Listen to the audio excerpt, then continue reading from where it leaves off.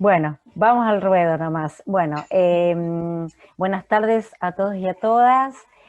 Agradezco en nombre mío y de Diana este espacio que AMSAFER Rosario nos brinda y la apuesta que hace a reactualizar la capacitación en servicio, que ya iniciaron el año pasado, y que se revitalice en este contexto de aislamiento social como política gremial, impulsando y promoviendo el pensar con otros en tanto plataforma de sostén de una construcción colectiva. Agradezco también en nombre de ambas a Silvina Morelli, que tiene a su cargo la Secretaría de Primaria y que junto con las secretarías de nivel inicial y de modalidad especial conforman un equipo de trabajo y han organizado esta conversación junto con otras más. Celebramos entonces este encuentro que se desarrolla en este tiempo de excepcionalidad, y acá cuando hablamos de excepcionalidad ya de alguna manera me voy metiendo en el tema que hoy nos convoca. Hoy nos convoca, digamos, una conversación cuyo título es Vínculos Escuelas-Familias, condiciones de posibilidad en tiempos de excepcionalidad. ¿Y por qué excepcionalidad? Lo excepcional es aquello que se aparta del ordinario, que no es cotidiano o que ocurre rara vez. Es un contexto de novedad, alude a lo inédito, a algo nuevo. En palabras de Inés Dussel, lo excepcional es que en este contexto de aislamiento no se va a la escuela, sino que la escuela entra en los hogares. Y la lógica cotidiana queda suspendida, porque cambian o nos cambiaron las reglas de juego. Y ese poder recortarnos de la vida cotidiana para poder hacer cierto tipo de trabajo, poder simplemente ser un maestro, un profesor o un alumno que quedó con sus fronteras borradas. Hoy en día todo, como retomamos más adelante, está, digamos, sujeto a límites muy borrosos. Ya pasaron casi 7 meses de aislamiento, con lo cual nos está pasando que esta excepcionalidad, que en un principio la pensábamos solo por un par de meses, por unas semanas inclusive, ya está empezando a ser cotidiano, o sea, a ser lo cotidiano. Por lo tanto, pasó de ser transitorio a ser tal vez una nueva normalidad. Se dice que el año que viene esto sigue y esto genera mucha incertidumbre, genera agobio, genera angustia, pero al menos tenemos ya una pequeña experiencia ganada que si la podemos capitalizar, si podemos realmente valorar y pensar y retrabajar sobre esto que fuimos haciendo, nos va a ayudar tal vez a transitar de una manera un poco más amena esto que nos está quedando de contexto de excepcionalidad o de aislamiento. Bueno, Diana, te dejo la posta. Bueno, muchas gracias por este espacio. Y bueno, como ustedes saben, el título que nosotros les pusimos a esta conversación es Condiciones de posibilidad en tiempos de excepcionalidad. Y cuando empezamos a pensar en qué es lo posible en este tiempo, nos costó comprender que en realidad lo posible en términos pedagógicos no estaba únicamente en manos de los docentes, sino que lo posible estuvo condicionado desde el comienzo de la cuarentena por una multiplicidad de variables. Una de esas variables tuvo que ver con el modo en que las familias han podido, y lo siguen haciendo sin duda, acompañar todas las propuestas que los equipos docentes van pensando para los grupos respecto de lo pedagógico didáctico. Entonces, cuando pensamos en las condiciones de posibilidad, esto visibiliza la desigualdad, ¿no? Y aún así, decimos que hay un trabajo posible. Podríamos también hablar de una desigualdad de lo posible. No hay una posibilidad que es homogénea, ni que es única, ni podemos decir que es igual para todos, ¿no? Es muy diversa. Y esto agudiza las desigualdades, porque depende de las posibilidades de cada familia y su realidad, sus condiciones de existencia, ¿no? Entonces el análisis pasa, como por allí hemos escuchado a Siede, por pensar el modo en que vamos garantizando nosotros desde la escuela, desde los jardines, esa continuidad pedagógica, pero no desde una concepción eficientista de la que nos tenemos que correr, donde se trata de sostener todo igual como en la presencialidad, porque esta es una perspectiva alienante. Si tratamos de forzarla, al eficientismo. Tenemos que llegar con los contenidos, tenemos que en un tiempo récord trabajar todo lo mismo, con la misma lógica que trabajábamos en la presencialidad. Si nos embarcamos en esa perspectiva, no estamos mirando la incertidumbre, no estamos mirando, dejo que pase la moto, no estamos mirando la perplejidad que nos genera esta situación. Por otra parte, sí tenemos que garantizar la continuidad desde una perspectiva de cuidado, ¿no? De construir lazos, estar disponibles, pero siempre desde un proyecto pedagógico que esté claro y que se ponga en diálogo con lo que es posible. ¿Qué es lo posible en este contexto para las familias? Ellas están coexistiendo con un triple tironeo, decimos, ¿no? La que tiene que ver con el hogar, la que tiene que ver con las demandas laborales, por supuesto, de quienes tienen trabajo, porque para los que no lo tienen o lo han perdido, la angustia es muy grande. Y a eso también se le suma el tironeo de la tarea ligada a lo escolar. Entonces, cada vez se hace más difícil coexistir en este contexto con el hartazgo, hay que decir las cosas por su nombre, con la crisis económica, con la falta de trabajo, y sin embargo, lo posible también es comprender, sin claudicar, nuestro rol como docentes, la función social, pedagógica, con el compromiso y la convicción de que nosotros tenemos que seguir buscando alternativas, tenemos que seguir trazando estrategias de comunicación permanente con las familias. Y lo posible hoy, en octubre, no es lo mismo que fue posible en junio. Las condiciones de posibilidad fueron mutando. Y con esta mutación también cambiaron las propuestas, las intervenciones, las búsquedas que fueron haciendo los equipos docentes. Y cuando decimos, ¿qué es lo posible? Lo posible es realista. Es decir, yo voy a hacer lo posible en este contexto. Yo no puedo hacer más de lo que está al alcance de mis posibilidades.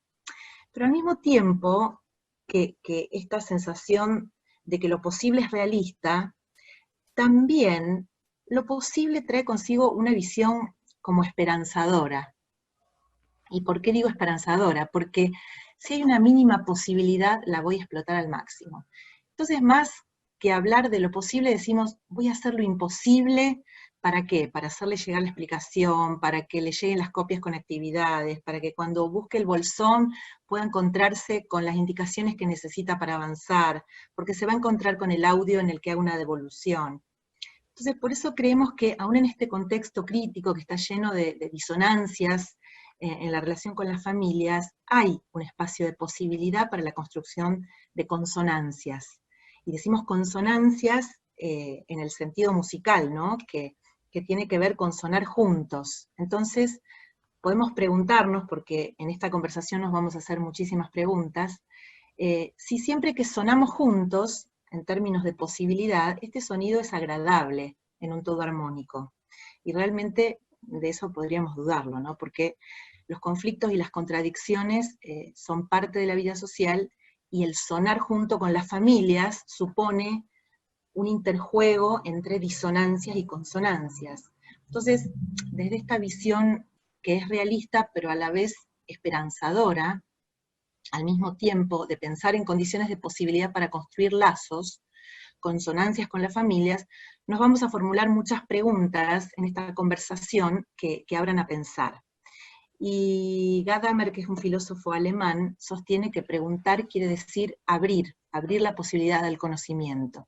Y justamente el sentido de preguntar consiste en dejar al descubierto la posibilidad que tenemos de discutir sobre el sentido de lo que se pregunta. Y eso no es una cuestión menor. Preguntar es también el arte de pensar, de acuerdo a lo que plantea Gadamer. Entonces, preguntar y pensar son dos procesos que para nosotros son inseparables. Primero porque preguntando, de algún modo, estamos formalizando una búsqueda que es reflexiva del conocimiento, y si pensamos con conciencia, también podemos plantear preguntas y algunas posibles respuestas para que podamos producir conocimiento. Y así se genera y se habilita un espacio de construcción colectiva. Entonces, en este rato de conversación, lo que queremos es aproximarnos a plantear algunas condiciones de posibilidad en este tiempo de excepcionalidad, en el vínculo con las familias, formulándonos preguntas que nos abran a pensar en cómo se reconfigura esta relación al enseñar con las familias en estos tiempos de incertidumbre, por ejemplo, desde cómo se nombra la relación, donde según cómo nombremos la relación, esta que establecemos con las familias, subyacen distintas formas de concebirla, y también de poner en valor las voces de diferentes actores, niños, familias, niños, niñas, docentes, directivos, que forman parte de la comunidad educativa y que nos dan algunas pistas para interpretar el modo en que están viviendo, están percibiendo el enseñar y el aprender mediados por distintos dispositivos y que la mayoría son virtuales. Entonces, tuvimos y tenemos en esta conversación la idea, la intención de poner en valor esas voces de todos estos actores, por eso hicimos como un trabajo de consulta con una muestra que estuvo focalizada en el nivel inicial y en el primer ciclo de la escuela primaria, que nos ayudaron, a María René y a mí, a pensar y elaborar esta conversación. María, te doy la palabra. Bien, bueno, entonces continuando con esto que plantea Diana, digamos, esta contextualización la hacemos, digamos, atravesada, si se quiere, pincelada, con algunas voces de niños, docentes, directivos, madres, padres, que nos permitieron, como le anticipó Diana antes, aventurar algunos análisis y algunas preguntas que nos abran y nos ayuden al pensar. Bien, la pandemia, como todos sabemos, como acontecimiento irrumpió de manera abrupta, nos tomó por sorpresa. Recién estábamos empezando el ciclo lectivo, cuestión que no es menor, porque nos encontró en pleno periodo de iniciación, en el nivel inicial, y la escuela, en el primer ciclo, con muchos niños que recién se insertaban por primera vez en la vida institucional de un nuevo nivel, con maestras y niños que se estaban recién conociendo, y podríamos decir entonces que el proceso de gestación grupal quedó trunco, quedó, digamos, recién empezando a configurarse de manera muy incipiente. Cuando hablo de proceso grupal me refiero a esto de aprender a ser un grupo, aprender a ser y estar en un grupo, el sentirse parte de un grupo, o sea, el tener pertenencia, el saberse representado por los compañeros, lo que llamamos la mutua representación interna. Y este proceso de integración en la vida institucional quedó suspendido en su inicio, por lo cual también las familias tampoco se pudieron configurar como grupo, una cuestión que no es menor, y más en este contexto donde necesitamos tan fuertemente la presencia y el trabajo con las familias. También con maestras nuevas que recién se insertaban en la vida institucional, con equipos docentes que estaban en pleno proceso de conformación. Y todo esto hizo, digamos, o generó cierta dificultad en este inicio, ¿no? ¿Qué nos decían actores, ¿no? Por ejemplo, ¿qué nos decían las maestras? No llegué a conocer a los chicos en el poco tiempo de clases, ni tampoco a las familias. Estábamos haciendo las entrevistas cuando empezó la cuarentena. Otra nos dice, cuando esto se inició casi no conocía los nombres de los niños y niñas de mi grupo. Y un papá, en esto de no haberse conformado como grupo de padres, de familias, ¿no? ¿Qué le dice una maestra? Yo la consulto a usted, señorita, porque como soy nuevo en el grupo me da vergüenza. Entonces nos preguntamos, ¿qué efectos trajo el estar recién conociéndose? El no haberse conformado como grupo, incluyendo en este grupo a las familias de los niños, que también tiene que conformarse como tal. Y a las maestras nuevas que no tenían pertenencia en la institución. Y ya casi terminando el año, nos preguntamos, ¿se pudo conformar un grupo de aprendizaje en este contexto de aislamiento? ¿Cómo hacer con aquellos que no se conectan o lo han hecho con escasa frecuencia? ¿Han podido ser parte de este grupo? ¿Cómo se pudo trabajar lo grupal? En tanto pensar que el grupo es sostén o es esta matriz que posibilita, digamos, o que sostiene el aprendizaje. ¿Cómo hacer con aquellos que, digamos, en este vínculo con las familias, ¿no? Que en el caso de las familias que van a recibir los bolsones, donde el contacto está con las familias, pero no está con esos niños, porque no tienen dispositivos para conectarse, ¿no? Entonces, ¿qué vínculo se pudo llegar a establecer? Y sabemos que el vínculo es algo muy importante en el nivel inicial, en los primeros grados de la escuela primaria. En realidad siempre, ¿no? Pero con los más chicos más aún. Entonces digamos que sabemos que hay una gran diversidad aparte de cómo se fue generando este proceso, y hay muchas preguntas y tenemos muy pocas respuestas, y aparte, realmente, ¿cómo digamos, si estábamos, digamos, cómo estábamos preparados para trabajar con esto de lo grupal en este contexto, que es algo no menor, o es algo que al menos a nosotras nos preocupa mucho, ¿no? Porque no es el uno a uno, es el grupo de aprendizaje. Entonces, ¿qué lugar se le pudo dar? ¿Cómo se pudo trabajar? Si se pudo visibilizar, porque el grupo no es el conjunto de niños singulares que tenemos en la sala. Tiene que ver con, bueno, en este proceso, cómo se pudo configurarse como tal, digamos, y qué vínculos y qué tarea común se pudo establecer. Bien. La otra cuestión que también, de la cual estuvimos también pensando bastante, tiene que ver con, bueno, esta cuestión de que la escuela, como bien todos lo sabemos, y todos los padecemos de alguna manera, la escuela pasó a ser en casa. Como dice Redondo, se corporizan los hogares, y por primera vez las familias no mandan a sus hijos a la escuela, sino que la escuela penetra en las casas, penetra en los hogares, y la distinción entre lo doméstico y lo público se confunde, se invaden mutuamente. La familia siente que la escuela se mete en su casa, se mete en su vida, y la escuela de alguna manera pugna por tener un lugar en la dinámica familiar para que el aprendizaje acontezca.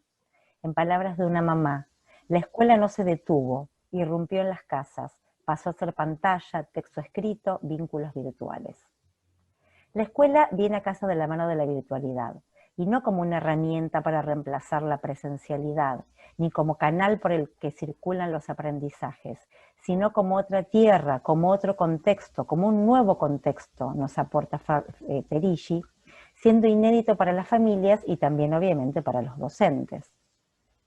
Y en palabras de Dussel, como decíamos al inicio, lo excepcional es que la escuela queda, en este contexto, relativamente suspendida de la vida cotidiana. Y este espacio suspendido es además un espacio público. Tenemos por un lado unas clases suspendidas, trasladadas a las casas, a las pantallas, al celular, pero en esa suspensión de clases, paradójicamente, a la escuela le cuesta mucho operar como suspensión del afuera, porque tiene que meterse en las casas, tiene que meterse en este adentro y se confunde con lo doméstico. Y en este borramiento de fronteras entre la escuela y la casa, que no es bueno, digamos, no es ni bueno para las escuelas, ni bueno para las familias, ni para los niños y las niñas, porque ellos también pierden esta posibilidad de un tiempo autónomo, de construir otras redes de conocimiento, otras redes afectivas por fuera de su núcleo familiar. Y en breve, después Diana va a retomar esto y vamos a ver cómo esto también se ve reflejado en los decires, especialmente de los niños y las niñas, ¿no? La escuela comenzó a construir presencia de una gran diversidad de maneras que también muestran desigualdades, a través de Facebook, del Instagram, del Zoom, del Meet, del WhatsApp, a través del único celular con los pocos datos que hay por familia, también llegando de la mano de los bolsones de alimentos, con actividades y materiales cuidadosamente preparados por las maestras, acercando fotocopias al kiosco del barrio, llega por la radio. Algunas voces nos muestran la diversidad de contextos dándole visibilidad, ya que no todo es virtual. ¿Qué nos dice una directora? Nos cuenta que las maestras hacen videollamadas, que es lo más positivo, que se establece un buen vínculo, que hacen un juego interactivo en esa videollamada, que antes ese juego fue dado a las familias cuando vinieron a buscar el bolsón. Porque cuando les mandamos una actividad por celular, no sabemos qué pasa porque no hay devolución. Otra nos cuenta, por ejemplo, en el marco de las escuelas intercultural bilingüe en la comunidad COM, que las familias se acercan a la escuela para recibir el bolsón y se les da la fotocopia con las actividades, y a estas familias les da vergüenza hablar, les da vergüenza preguntar lo que no entienden, entonces tienen que reforzar explicaciones con audios de WhatsApp para, digamos, que se pueda comprender la consigna, digamos, porque dentro de las tradiciones de la comunidad QOM, digamos, la tradición oral y la consigna oral tiene mucho más peso que lo escrito, ¿no? Entonces hay que buscar estrategias diversas. También Diana. recuperamos varios decires de niños, ¿no? Y niñas, que de algún modo se sienten como extranjeros en esta nueva tierra de la virtualidad, porque a pesar de que tienen muchos manejo tecnológico, y especialmente esto pasa con los más chiquitos, mm, se sienten raros. No me gusta que todos me miren, me da vergüenza. O la seño y mis amigos no me escuchan y no me miran, porque ellos son muy egocéntricos, entonces quieren que todos los miren a ellos, pero no entienden mucho la lógica, la interacción. Un nene dijo, renuncio a la escuela, claro, esta escuela no le gusta. O esta es una escuela de mentira, son todos decires de los mismos niños. O a mis amigos, yo los quiero en la vida real. O sea que esta situación no la ven como real, la ven casi como una obra de teatro. Entonces, creo que hay que escuchar qué es lo que ellos dicen, de lo que van interpretando y cómo van sintiendo esta situación con esta dosis de extranjeridad, ¿no? También una mamá de un nene de 2 años nos dijo que lloraba en el Zoom porque decía que no quería ir al jardín y señalaba la compu diciendo no ahí o no quiero ahí, como en ese lugar no quiero estar. Entonces, las maestras también consideran que en esta situación de virtualidad no hay espacios protegidos, íntimos, entre los niños y los maestros, se perdió de alguna forma la intimidad bajo la mirada del adulto que siempre está revoloteando, que por otra parte es necesario, ¿no? Porque si no hace el clic o no pone la contraseña, no accede o no miran el Instagram, que es del celular del papá o de la mamá, ese niño o niña no se puede conectar. Pero de alguna forma ese revoloteo de tanta gente alrededor le quita intimidad. Y también están los hermanos, ¿no? Que socarronamente a veces se burlan, y muchos profesores especiales también nos plantean, de áreas especiales nos plantean que muchos niños les cuesta el movimiento porque se sienten como observados por las familias e intimidados en esa situación que necesitarían que sea más privada. Entonces, de alguna forma, las infancias se sienten de alguna manera vulneradas y no entienden quiénes son ellos en este nosotros que aún no llegan a comprender, porque no se llegó a construir demasiado el nosotros, la idea de grupo. Los docentes también nos sentimos de alguna forma observados y evaluados. Y la escuela, que siempre, hasta hace poco tiempo, representaba un espacio que era exterior y que era ordenadora del tiempo familiar, ingresa a los hogares y nos modificó sustancialmente todo el tiempo. Entonces, también los trabajos ingresaron a las casas y el hogar se convirtió en un espacio, un tiempo de trabajo, en un espacio, un tiempo de escuela, en un tiempo y espacio de familia, y como les dijo María René antes, las fronteras quedaron como desdibujadas, sin tiempos propios, en un juego alterado, como dice Mariana Maggio, entre la asincronía, la simultaneidad, lo doméstico, lo escolar, ¿no? Todo muy entremezclado. Un papá nos dijo algo que nos pareció tan sincero y tan claro. Mire, señorita, yo salgo del grupo. Yo soy albañil, trabajo todo el día, me llegan dibujitos de acá, dibujitos de allá en el celular, videíto, mi celular se me tilda, yo no doy más. Usted disculpe, no se ofenda, pero yo no puedo con todo esto. Otros papás que dicen, no, yo tuve que sacrificar el Zoom del jardín porque tenía una reunión, y preferí que se sacrifique el Zoom del de jardín y no el de la primaria, poniendo en una situación de tener que priorizar con quién conecta uno u otro. U otra directora que también nos pareció muy representativo de cómo se alteró el tiempo en este contexto, que nos decía que el jardín parecía una escuela para adultos, porque el WhatsApp se activaba en el horario vespertino o a la noche, o si no los fines de semana, cuando los hermanos más grandes ya habían hecho las tareas de la escuela primaria. Entonces, nos preguntamos si la escuela hoy puede seguir ordenando el ritmo familiar cuando muchas veces se produce este tiempo, espacio totalmente diferido y alterado. Y hoy hay una sensación como de hartazgo, ¿no? De agotamiento por parte de las familias y también de los niños y niñas. Una mamá nos dijo, estamos estallados, porque hoy en día, por supuesto, la mayoría de los adultos referentes de las familias han vuelto a sus trabajos, los que lo tienen, fuera de sus casas y otras no, ¿no? Y el tiempo y el espacio está alterado y al mismo tiempo que también se ven alteradas de alguna forma las trayectorias escolares, porque estas trayectorias van adquiriendo nuevos ritmos. Y nos preguntamos entonces de qué manera se visibiliza la desigualdad en las trayectorias cuando en parte estas trayectorias dependen del sostén de las familias. Bien, ahí retomo esto de las trayectorias, ¿no?, escolares.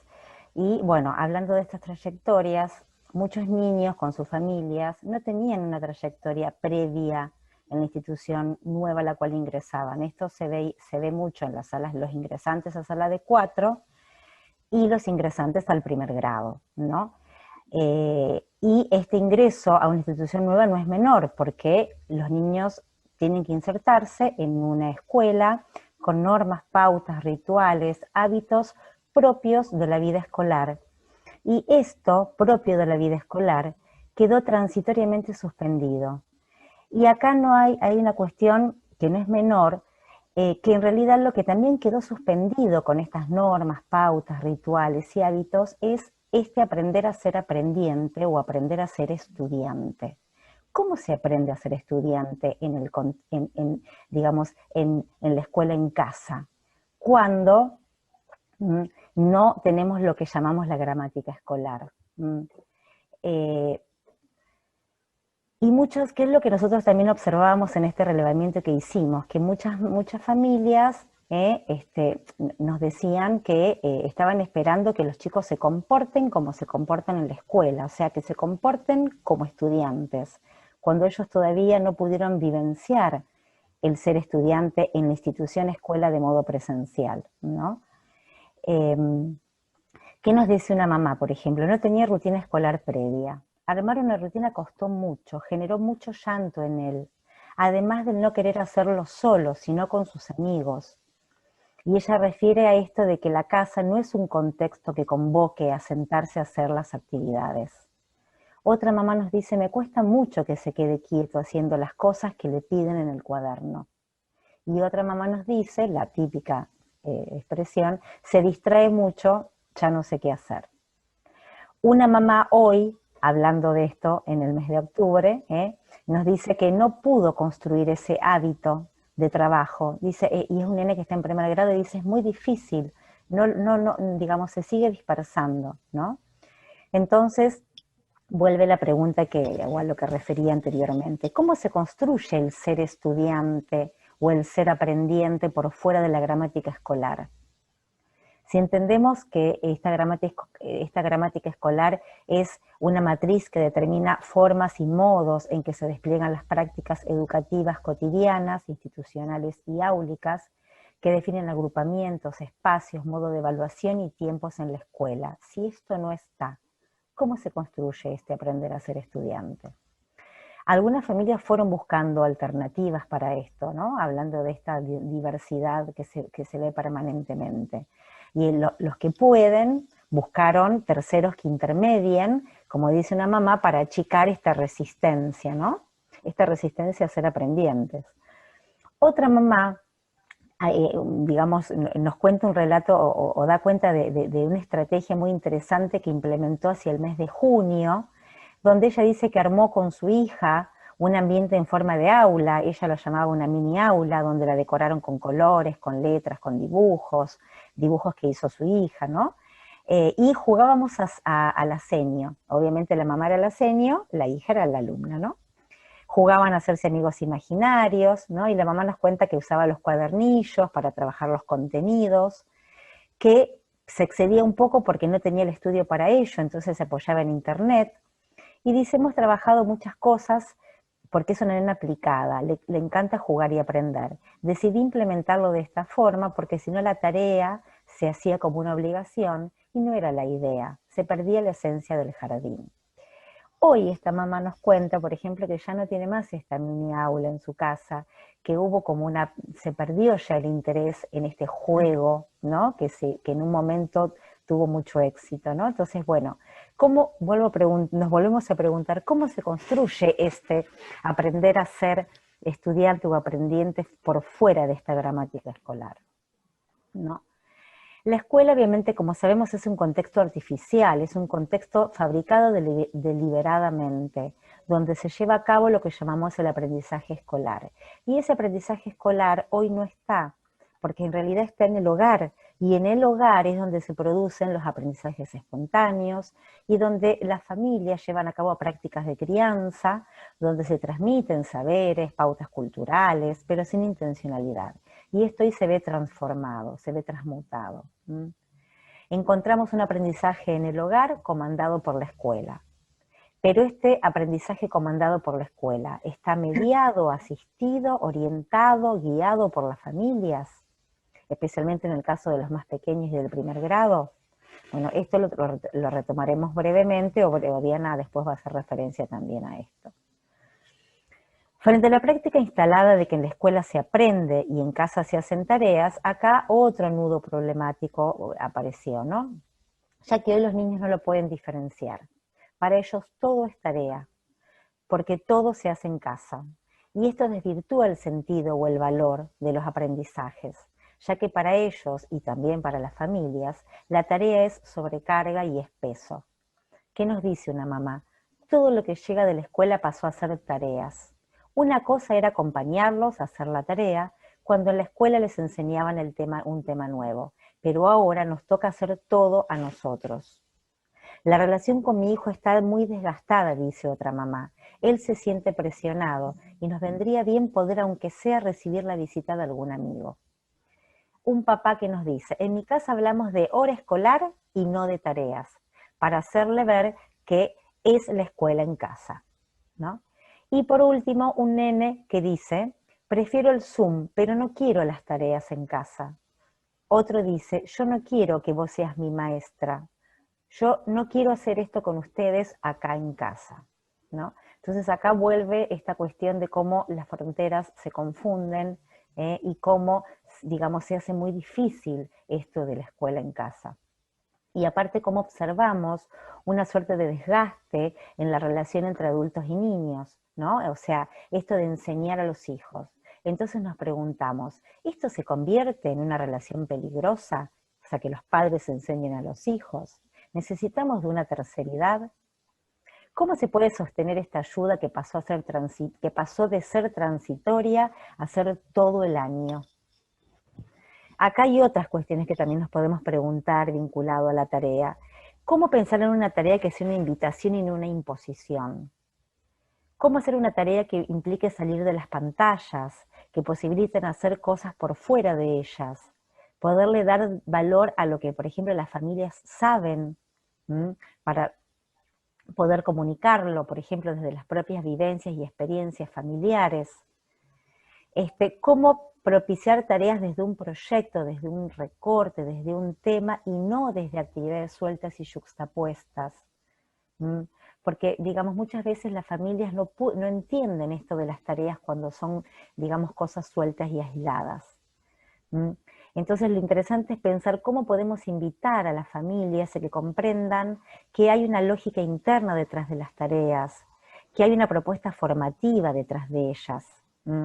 Y muchas veces estas tareas, cuando vienen fragmentadas, cuando vienen yuxtapuestas, cuando vienen aisladas, muestran ciertas debilidades de la escuela, muestran cierta falta de articulación interna. Entonces, esto es otra cuestión interesante para pensar, y vinculado a esto, también hay que pensar en el tema de las consignas y su grado de claridad y de comunicabilidad.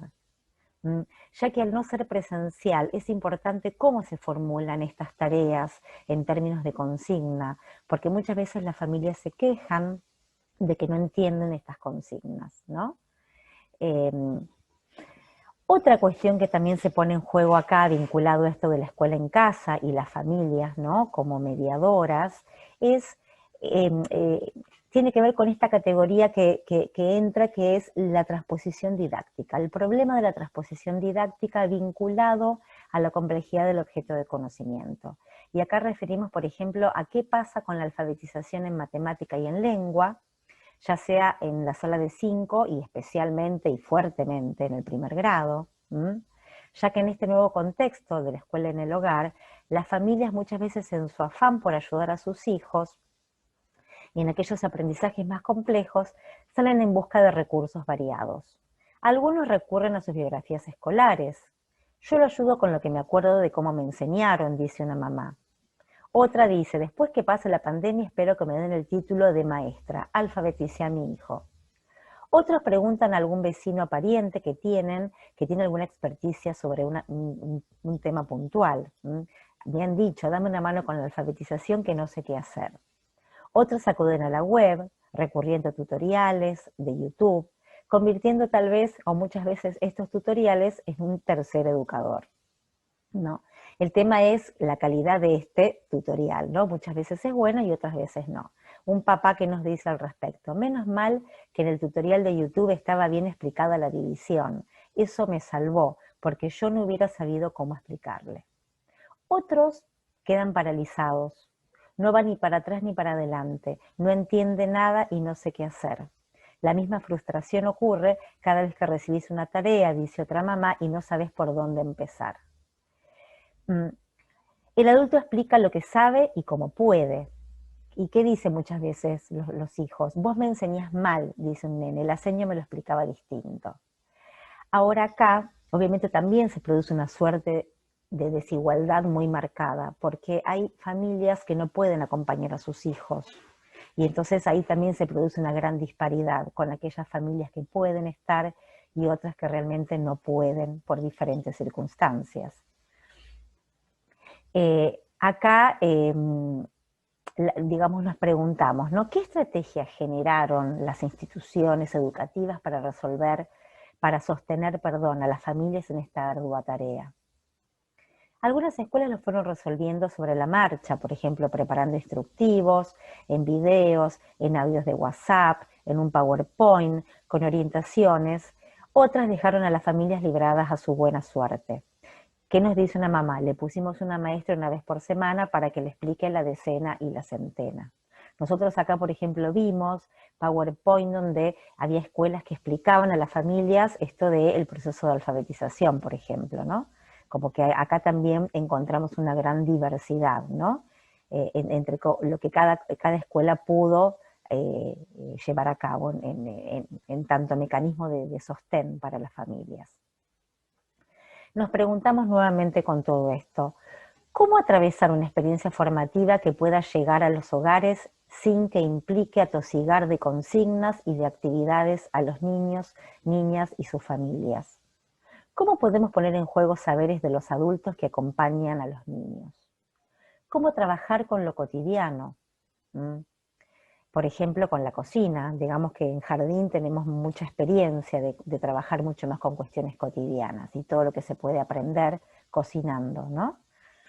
El jardín tiene muchas prácticas que rescatar al respecto. Otra pregunta que nos hacemos, ¿cómo pensar en consignas abiertas para que se puedan adecuar a cada familia o a cada contexto familiar? Esto nos abre a pensar juntos, nosotros no tenemos las respuestas, simplemente estamos abriendo este juego de poder hacernos preguntas que nos posibiliten empezar a pensar, ¿no? Otra cuestión vinculada al enseñar y al aprender tiene que ver con decires que nos muestran los claroscuros o un juicio a las maestras, que oscilan entre valorar su formación o poner bajo sospecha sus capacidades técnicas y experticia. ¿Qué nos han dicho muchas mamás? Que vuelvan las maestras, por favor. Esta situación me ayuda a valorar a las maestras y todo el trabajo que hacen para enseñar. No pensé que era tan difícil. La contracara. Al final estoy pensando seriamente si la escuela es tan necesaria. Si seguía haciendo lo que la maestra mandaba, no se alfabetizaba más. Y por último, un aspecto a abordar tiene que ver con poder visibilizar el cuidado y el lazo como sustento ético de las prácticas educativas, o como dice Brailovsky, sin reducir la educación a la enseñanza solamente. El cuidado en estos tiempos se reactualiza, cobra fuerza. Si entendemos al cuidado como la capacidad de mirar, de comprender, de intervenir de manera sensible, nos preguntamos, ¿cómo cuidamos a las infancias en estos tiempos? Las familias lo expresan cuando nos dicen que no queremos nada complicado, necesitamos que la maestra hable con mi hijo un ratito, eso lo haría muy feliz. El cuidado como atención requiere una auténtica disposición hacia el otro, que se aleje de la idea mercantilista de atender al cliente. Muchas veces quedamos entrampados entre las demandas de las familias y las verdaderas necesidades de los niños.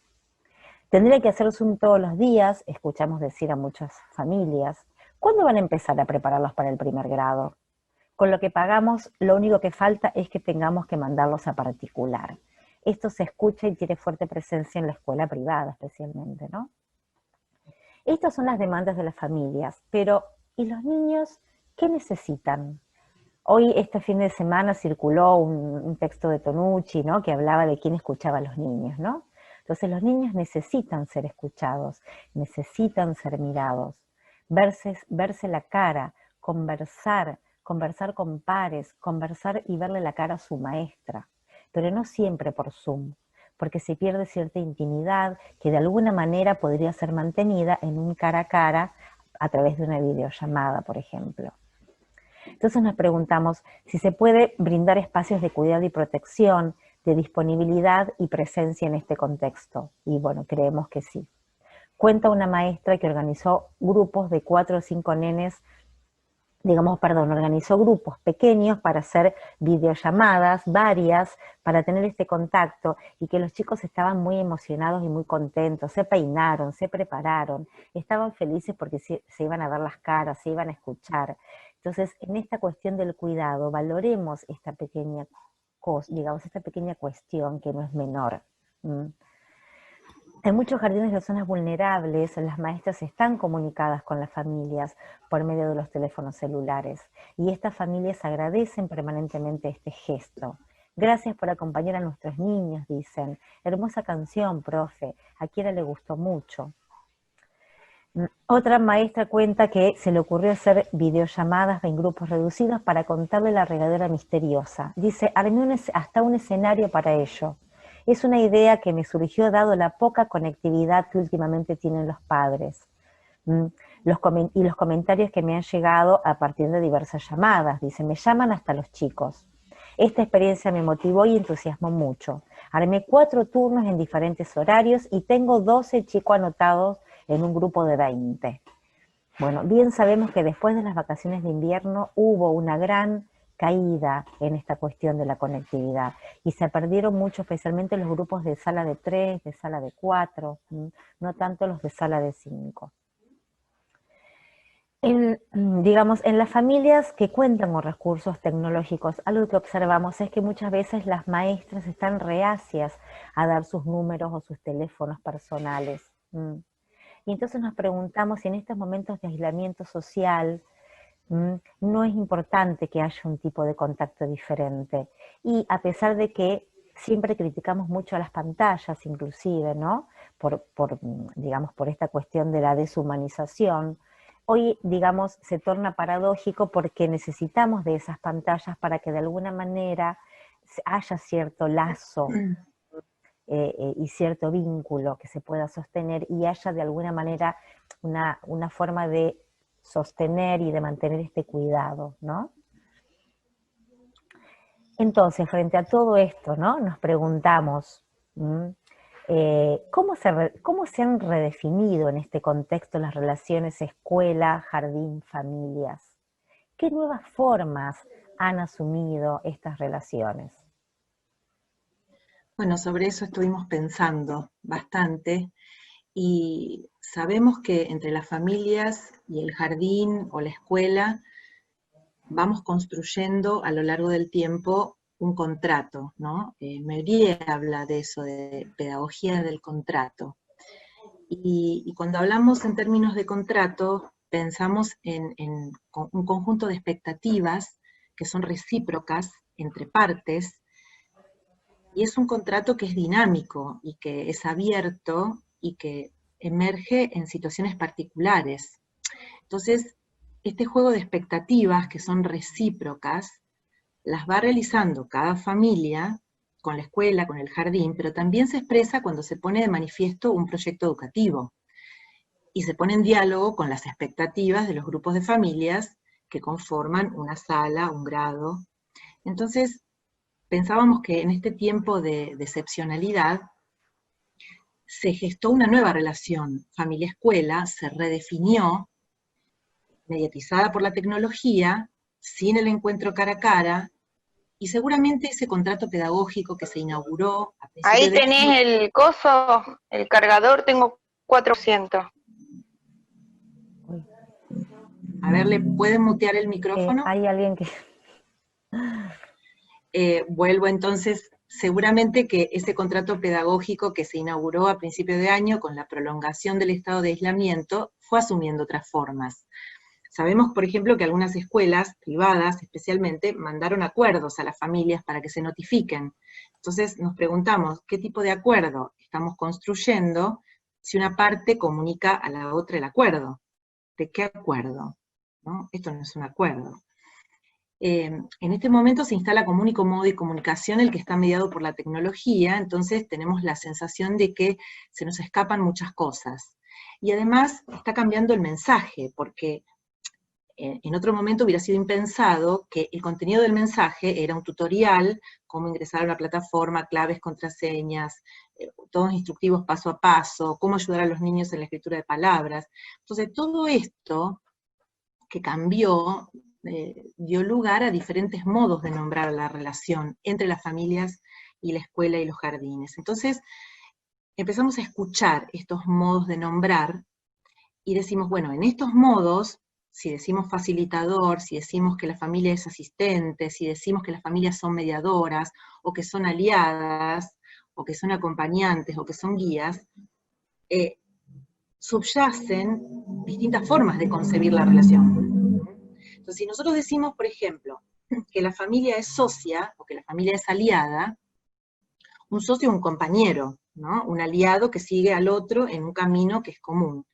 Entonces, si somos socios en algo, vamos a aunar esfuerzos. Es decir, cada uno tiene que poner de su parte algo, aportar algo a esa sociedad.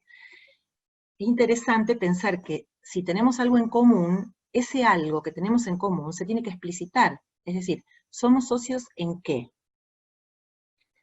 En la tarea de enseñar, en la tarea de sostener afectivamente, en que una parte paga la cuota y la otra tiene que enseñar. Los socios aportan cada uno lo suyo. Ahora, en esta realidad, a lo mejor las familias sienten que la balanza está un poco desequilibrada. Es una pregunta. O sienten que el peso en esta sociedad, tal cual está pensada, recae más de su lado que desde el lado del docente.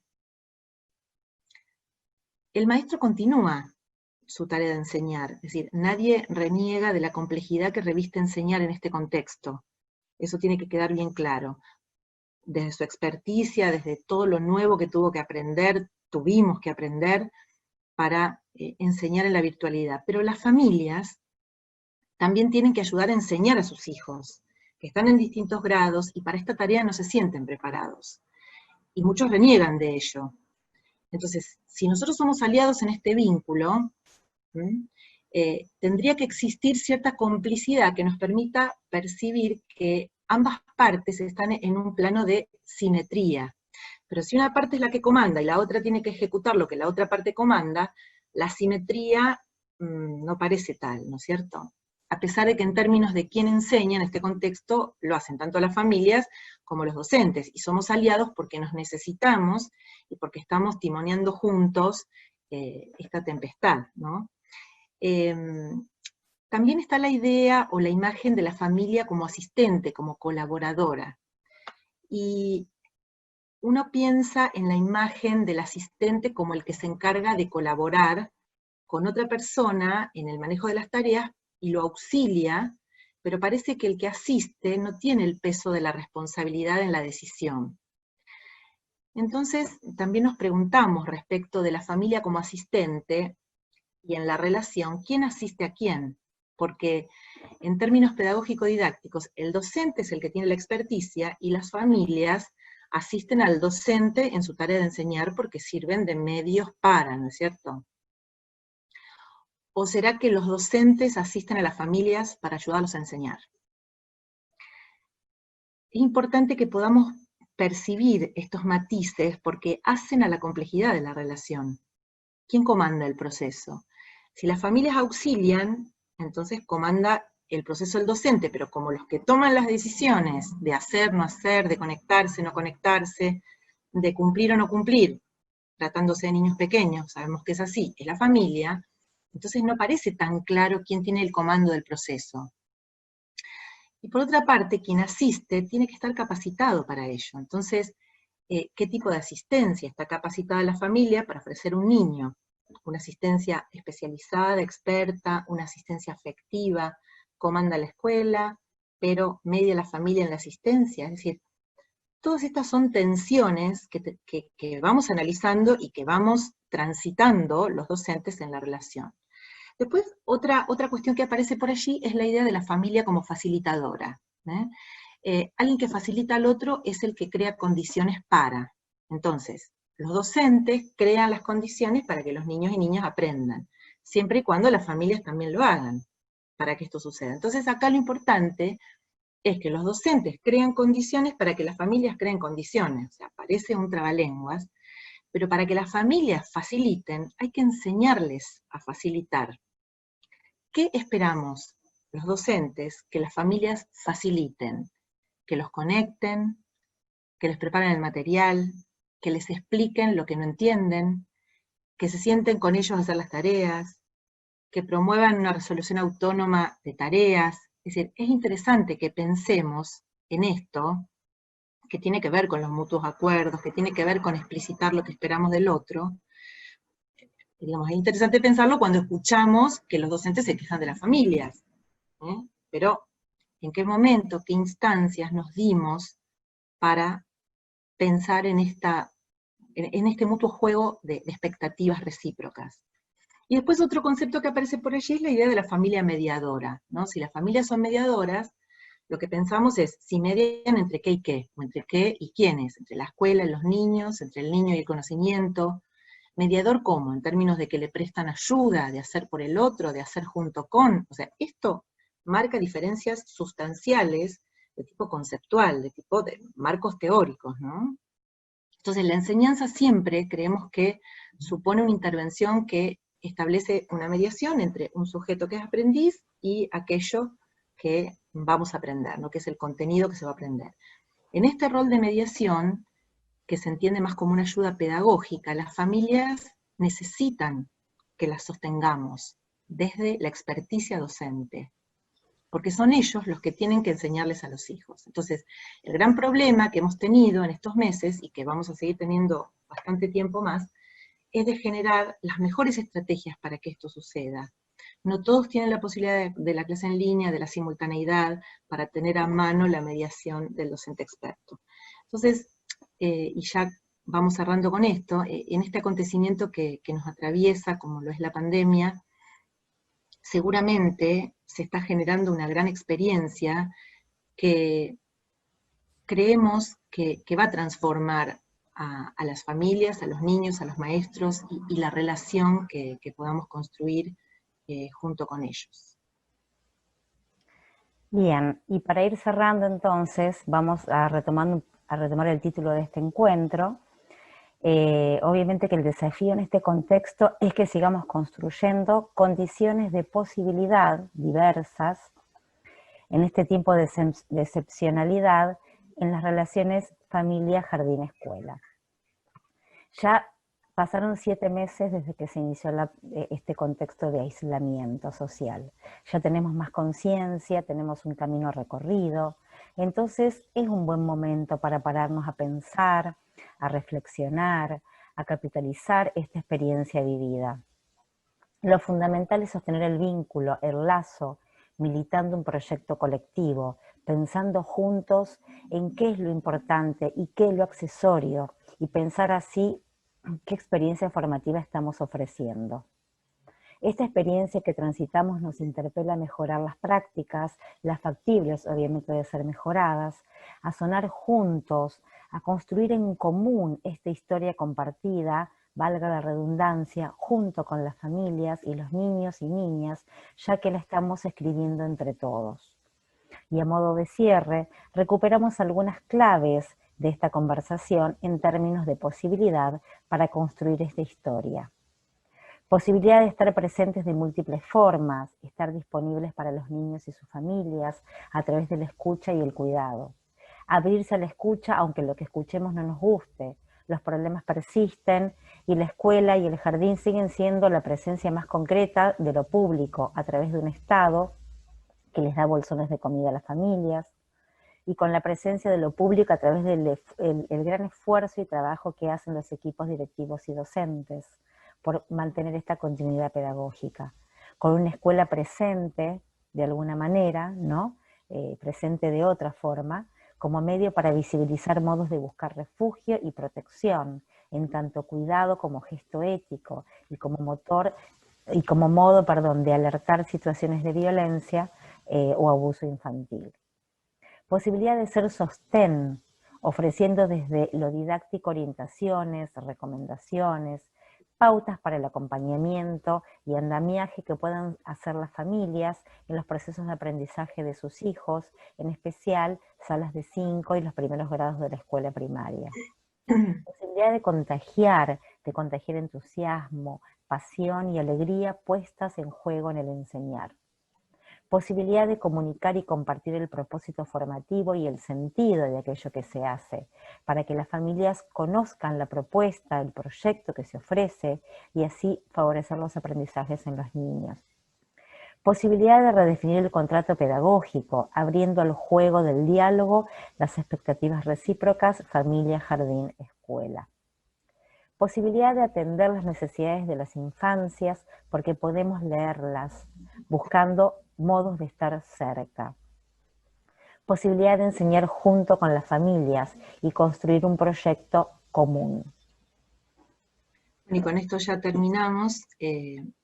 Tenemos que reconocer que esta pandemia puso en valor el rol de la escuela pública, y visibilizó fundamentalmente el trabajo de todos los docentes que supieron sostener y siguen sosteniendo con su propio bolsillo la continuidad pedagógica. Sigue siendo un tiempo de incertidumbre y necesitamos asumir nuestra vulnerabilidad para seguir escuchando a los niños, a las niñas, a sus familias, y tenemos que aceptar que no tenemos respuestas para todo, que vamos a seguir transitando algunas incoherencias hasta que alcancemos nuevas firmezas, y seguiremos con las incoherencias y encontraremos firmezas, y así seguir el círculo.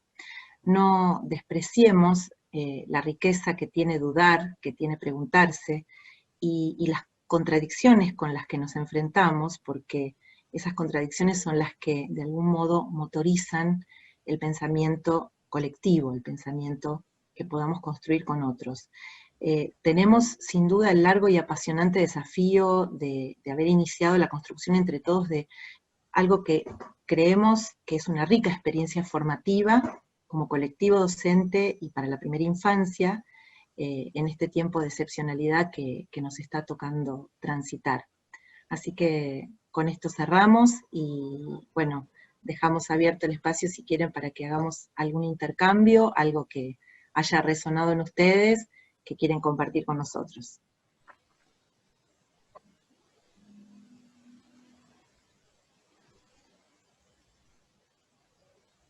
Yo les quiero decir, ¿me escuchan? Sí. Yo les quiero decir que entre los comentarios no hay más que excelente, de muy buen provecho, excelente charla, excelente análisis, contundente análisis, gracias, gracias, gracias. Eso es lo que podemos leer del chat. Me parece que abundan las palabras y, bueno, en estos tiempos nos seguiremos pensando en todas las incógnitas que nos van quedando para seguir construyendo ese proyecto que planteaban las compañeras María, René y Diana. y con los reclamos que nosotros solemos hacer gremialmente. Pero bueno, esta charla es, al menos en esta época, que ahora Silvina les va... Quería aclarar algo, esto está hecho por Inicial, Especial y Primaria de ANSOFE Rosario. Nosotros trabajamos como un equipo, como que ellos trabajan como equipo directivo, nosotros también. Por lo tanto, somos uno ya. Si bien mantenemos diferencia de especificidades, pero estamos muy juntos y juntas. La dejo, un gusto realmente, más de 130 participantes, siguen los elogios, hay de distintos lugares, Departamento de Constitución, de Cava, de Rosario.